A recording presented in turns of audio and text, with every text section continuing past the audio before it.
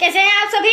I hope अच्छे होंगे, right? चलिए, मैं योगिता प्रजापति यूट्यूब चैनल पे आप सभी को स्वागत करती हूँ और आज मैं आपके लिए लेकर एक्सरसाइज 4.1 का क्वेश्चन सेकंड का थर्ड पार्ट। तो प्लीज ध्यान समझिएगा और साथ ही लाइक शेयर करना मत भूलिएगा। ओके बच्चों, आइए स्टार्ट करते हैं। देखिए क्या कहना है इस क्वेश्चन में, निम्न स्थितियों को द्विघात समीकरणों के रूप में निरूपित कीजिए। अब द्विघात समीकरण क्या होता है बच्चों? वो होता है हमारा X square plus B X plus C equal to में 0 आना चाहिए, राइट? तो ये हमारा समीकरण द्विघात, इस अकॉर्डिंग हमें ये जो सम दिया गया है उसे सॉल्व करके इस समीकरण के रूप में निरूपित करना होगा, राइट? अब क्या समस्या है इस सम में देखते हैं। रोहन की माँ उससे 26 वर्ष बड़ी है, उनकी आयु वर्षों में दे रखी है और उनकी आयु का गुणनफल अब से 3 वर्ष पश्चात 360 हो जाएगी, ठीक है? उन दोनों की आयु, माँ की भी आयु और रोहन की भी आयु अब से 3 वर्ष पश्चात कितनी हो जाएगी? 360 हो जाएगी। हमें रोहन की वर्तमान आयु ज्ञात करनी है। तो देखो, जो हमें क्वेश्चन किया गया उसी को हम मान लेंगे। माना की वर्तमान आयु, माना कि रोहन की वर्तमान आयु बराबर x वर्ष। यहां तक कोई डाउट बच्चों? अब रोहन की वर्तमान आयु बताइए तो हम उसकी माँ की भी वर्तमान आयु निकाल लेते हैं। देखिए कैसे,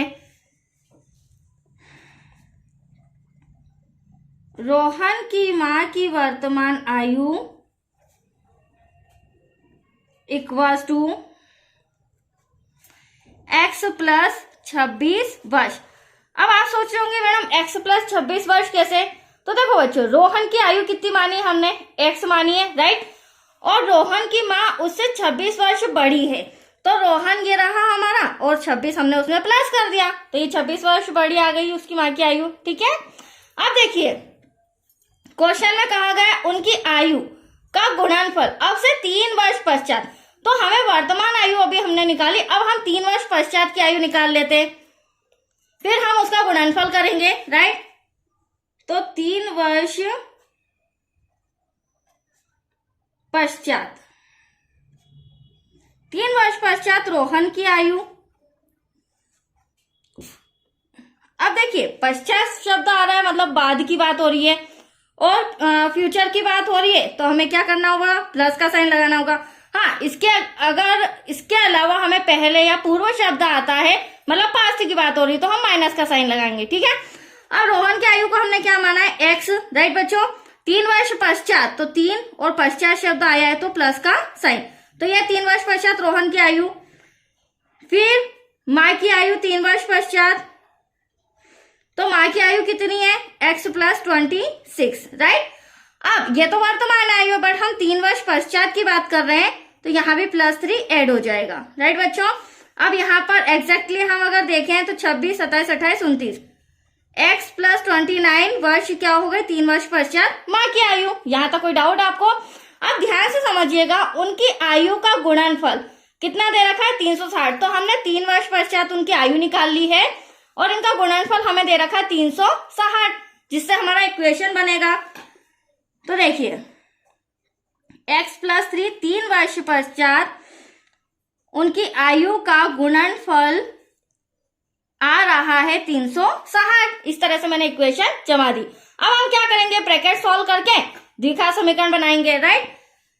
x का पूरे ब्रैकेट में मल्टीप्लाई करेंगे, x स्क्वायर, x का 29 में करेंगे 29x, राइट?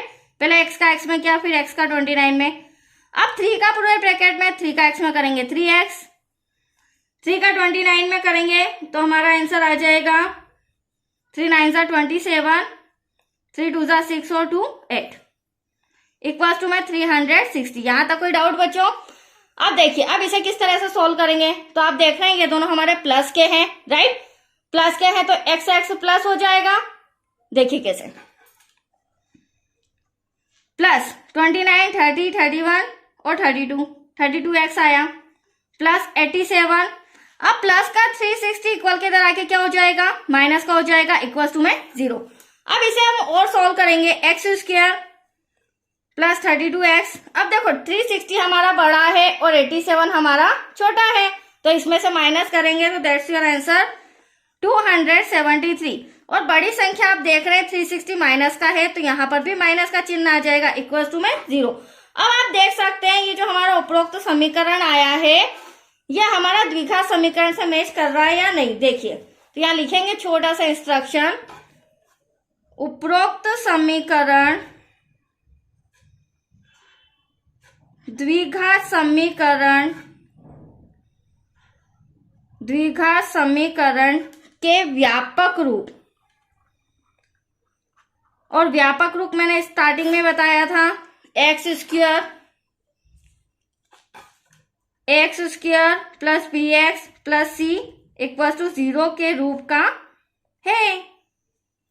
तो देखिए हम मैच कर सकते हैं, ये द्विघात वाला बच्चों, ये सिंपल घात वाला 32x, देन सी हमारा अचर पर 273, दैट्स क्लियर वो आपको, और इक्वल टू में 0। तो हम कह सकते हैं अतः यह द्विघात समीकरण है, मतलब जो हमें इक्वेशन दी गई थी उसके अकॉर्डिंग हमने द्विघात समीकरण के रूप में निरूपित कर दिया। तो आया आपको समझ में?